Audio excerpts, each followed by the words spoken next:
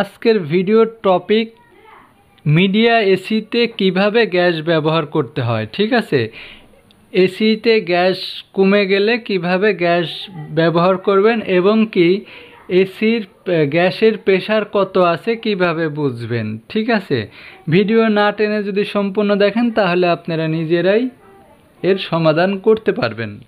তো চলুন কথা না বলে শুরু করা যাক। তো সর্বপ্রথম আমাকে কি করতে হবে, গ্যাসের প্রেশার আমাকে চেক দিতে হলে আপনার এখানে এই যে গ্যাসের যে মিটার আছে সেই মিটারে পাইপ ব্যবহার করতে হবে। পাইপ ব্যবহার করে আপনার এই যে এইখানে যে একটা ক্যাপ আছে এই ক্যাপের সঙ্গে পাইপ লাগিয়ে আগে প্রেশারটা দেখতে হবে। বন্ধ অবস্থায় প্রেশার হবে 200-র উপরে। ঠিক আছে, 200-র উপরে প্রেশার থাকবে। আর যখন রানিং হবে তখন 120 থেকে 30 প্রেশার থাকবে। ঠিক আছে, এটা সবসময় মনে রাখবেন। তা দেখেন আমি যে ক্যাপ খুলে নিচ্ছি, ক্যাপ খুলে আমি এই যে মিটার পাইপে লাগিয়ে দিচ্ছি। ঠিক আছে, এইভাবে ধরে পেঁচিয়ে লাগিয়ে দিচ্ছি। ঠিক আছে, তাহলে এই যে এইভাবে পেঁচিয়ে আমি লাগিয়ে দিয়ে এখন আমি মিটারটা দেখব প্রেশার কত আছে। ঠিক আছে, আমার এইখানে প্রেশার আছে 50, এইখানে থাকবে 200-র উপরে, তার মানে 250 কিংবা 200-র উপরে থাকতে হবে। এইখানে আছে 50, তার মানে আমার কিন্তু এসি দিয়ে ঠান্ডা বের হচ্ছে না, কারণ এখানে ঠান্ডা বের হওয়ার কথাও না, কারণ এখানে 250 থাকা উচিত, সেখানে থাকতেছে শুধু 50 প্রেশার। ঠিক আছে, 50 প্রেশারে আপনি কিন্তু ঠান্ডা হবে না। ঠান্ডা না হওয়ার কারণেই কিন্তু আমি এই প্রেশারটা মেপে দেখতেছি যে আমার কত প্রেশার আছে। এইখানে 50 প্রেশার আছে, এখানে থাকতে হবে 250 প্রেশার। তাহলে কি করতে হবে, আমাকে দেখতে হবে পাইপ কোথাও লিকেজ আছে, এর জন্য গ্যাস ওই পাইপের লিকেজ দিয়ে গ্যাস বের হয়ে গেছে।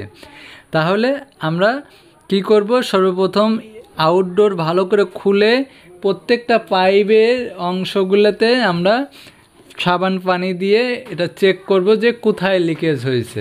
আরেকটা লিকেজ ধরার সহজ উপায় হচ্ছিল আপনার পাইপের ওই জায়গা, যে জায়গা লিকেজ হবে ওইখানে যদি কোনো হয় আপনার তৈলাক্ত কিছু হয়, মানে তেল জাতীয় হয়, ওই জায়গা দিয়ে লিকেজ হওয়ার সম্ভাবনা থাকে। ঠিক আছে, এটা আমরা লক্ষ্য করব।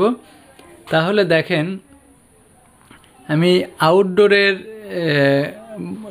কাভারগুলো খুলে নিয়ে আমি এই যে প্রত্যেক পাইপের এখান দিয়ে আমি সাবান পানি দিয়ে চেক করে দেখতেছি যে কোথাও লিকেজ আছে কিনা। ঠিক আছে, ভালো করে চেক করতে হবে, ইনডোর আউটডোর দুইটাই ভালো করে চেক করতে হবে। ঠিক আছে, চেক করার পরে তারপরে আপনাকে দেখতে হবে যে লিকেজ আছে কি না। ঠিক আছে, তা আমি ভালো করে দেখলাম যে কোথাও লিকেজ নাই, কিন্তু একটা জায়গায় লিকেজ পেয়েছি। সেটা হচ্ছিল যেখান দিয়ে আমরা গ্যাসের প্রেশার দেখি এবং কি গ্যাস ভরতে হয়, সেই জায়গায় যে একটা ক্যাপ থাকে, যে ক্যাপটা আমি খুলে আপনাদের দেখিয়ে দিয়েছি, সেই ক্যাপের ভিতরে একটা ওয়াশার থাকে, একটা গ্যাসকেট ওয়াশার থাকে। সেই ওয়াশার নষ্ট হয়ে যাওয়ার কারণে ওইখান দিয়ে লিকেজ হয়ে গ্যাস বের হয়ে আসছে। ঠিক আছে, তো দেখেন আমি কিন্তু এখন এসি মানে অন করে দিয়ে আমি গ্যাস যেহেতু কমে গেছে আমি গ্যাস ভরে দিচ্ছি। ঠিক আছে, গ্যাস ভরার সময় কিন্তু অল্প অল্প করে দিবেন, কিছুক্ষণ বন্ধ রাখবেন, আবার দিবেন। দেখেন আমি কিছুক্ষণ বন্ধ রেখে আবার গ্যাস দিলাম, দেওয়ার পরে আবার বন্ধ করে দিলাম। এই গ্যাস আউটডোর থেকে ইনডোর পর্যন্ত, ইনডোর দিয়ে ঘুরে আবার আউটডোরে আসে, সার্কুল হওয়া পর্যন্ত আপনার এই সময়টা দিবেন, তারপর আবার গ্যাস ছাড়বেন। ঠিক আছে, এইভাবে মূলত অল্প অল্প করে গ্যাস দেওয়ার পরে যখন আপনার রানিংয়ে 120 থেকে 30 প্রেশার হয়ে যাবে তখন আপনার গ্যাস দেওয়া কমপ্লিট হয়ে যাবে। ঠিক আছে, এইভাবেই মূলত গ্যাস দিতে হয়। তো অল্প অল্প করে গ্যাস দিতে হবে আর দেখতে হবে যে প্রেশারটা কত আছে গ্যাসের, ঠিক আছে।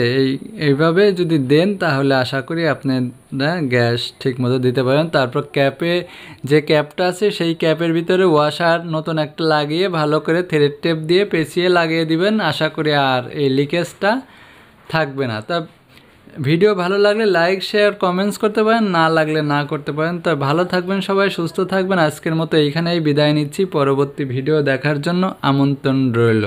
আল্লাহ হাফেজ।